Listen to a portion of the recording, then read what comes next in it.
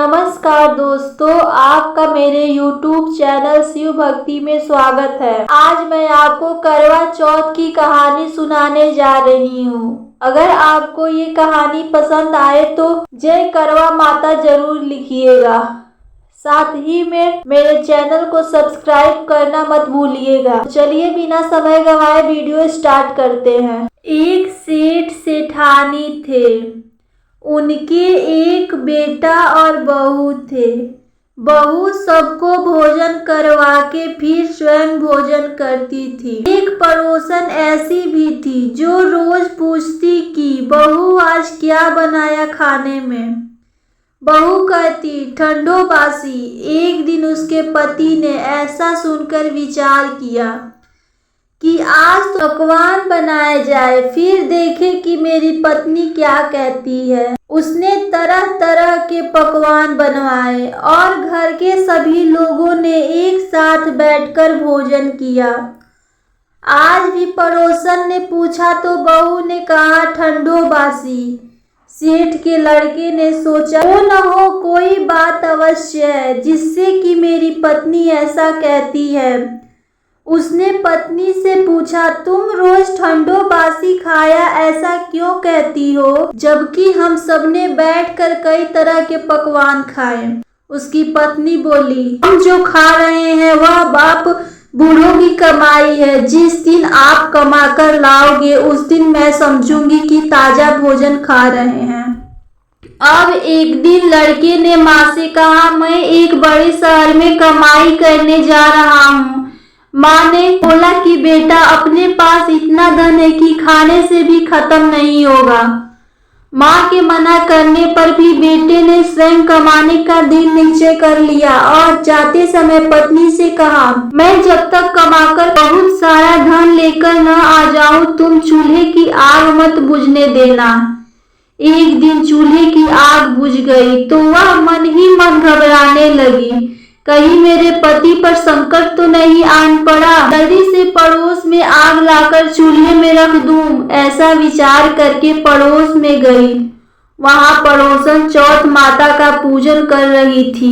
पड़ोसन ने कहा थोड़ी देर में आकर ले जाना। बहू ने पड़ोसन से पूछा आप यह व्रत क्यों करती हैं, इससे क्या मिलता है। पड़ोसन ने कहा चौथ माता की इस व्रत को करने से अन्न लक्ष्मी मिले और अपनी मनोकामना पूर्ण होती है। अब बहू भी चौथ माता का व्रत करने लगी।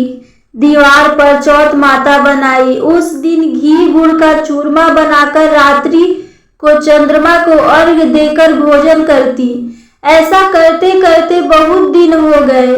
चौथ माता ने उस बहू के पति को स्वप्न में कहा साहूकार का बेटा तू जागे कि सोवे, तेरी पत्नी बहुत याद करती है, घर जाकर उसकी चिंता मिटा।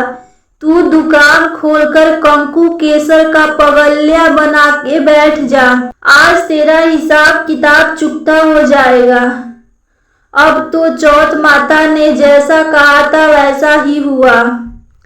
उसने घर जाने की तैयारी की और गाड़ी भर के धन दौलत लेकर चल दिया।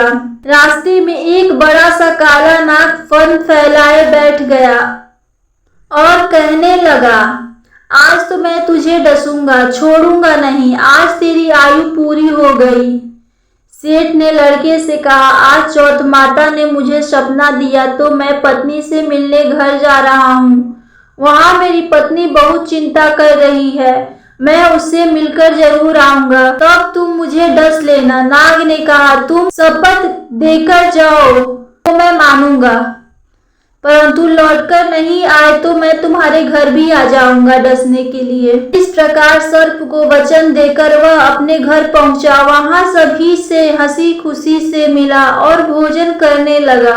भोजन करने के उपरांत वह उदास होकर बैठ गया। उसकी पत्नी ने उदास होने का कारण पूछा तो पति ने काले नाग वाली बात बताते हुए कहा यदि मैं उसके पास नहीं जाऊंगा तो वह घर आकर ही मुझे डस लेगा। पत्नी चतुर थी, उसने कहा कि आप घबराओ नहीं, लेट जाओ, मैं एक उपाय करती हूँ। पत्नी ने कमरे की 7 पेड़ी धोई। पहली पेड़ी पर रेत, दूसरी पर इत्र, तीसरी पर गुलाल फूल, चौथी पर कुंक केसर, पांचवी पर लड्डू पेड़ा, छठी पर गादी गलीचा और सातवीं पेड़ी पर दूध का कटोरा भरकर रख दिया। इस प्रकार वह 7 ही पेड़ी सजाकर बैठ गई। आधी रात होते ही नाग आकर पेड़ी चढ़ने लगा। पहली पेड़ी पर रेत में लौट गया और कहने लगा कि सेठ की बहू ने आराम तो बहुत दिया, पर वचन से बंधकर आया हूँ, सो डसूंगा अवश्य ही। इसी प्रकार 7 पेड़ियों पर नाग आराम करता हुआ और कहता हुआ कि डसूंगा जरूर। जाने ही वाला था कि चौथ माता ने विचार किया कि मैं इसे नहीं बचाऊंगी तो संसार में धर्म कर्म और व्रत पूजन को कौन मानेगा। अब तो गणेश जी, चंद्रमा जी और चौथ माता ने उसे बचाने का विचार किया। चंद्रमा जी ने उजाला किया, चौथ माता ढाल बनी और गणेश जी ने तलवार लेकर नाग को मार दिया और ढाल से ढक दिया। अब बहू भी थकी हारी सो गई। दिन उगा तो लोग बेटे से मिलने आए, परंतु बेटा बहू तो उठे ही नहीं थे। बहुत देर हो गई तो माँ उन्हें उठाने गई। माँ ने 7 पेड़ियों पर जो कुछ देखा तो बहुत घबराई और बेटा बहू को आवाज लगाई। बेटा बहू उठे तो देखा कि एक ढाल तलवार वहीं पड़ी है। अब ढाल उठाई तो वहीं काला नाग मरा हुआ पड़ा है। बेटा बहू ने सोचा कि आज तो धर्म कर्म की आड़े आए जो भगवान गणेश जी और चौथ माता ने अपनी रक्षा की। हे चौथ माता, आपने जैसे सेठ के बेटे बहू की रक्षा की वैसे सबकी रक्षा कीजिएगा। बोलिए चौथ माता की जय।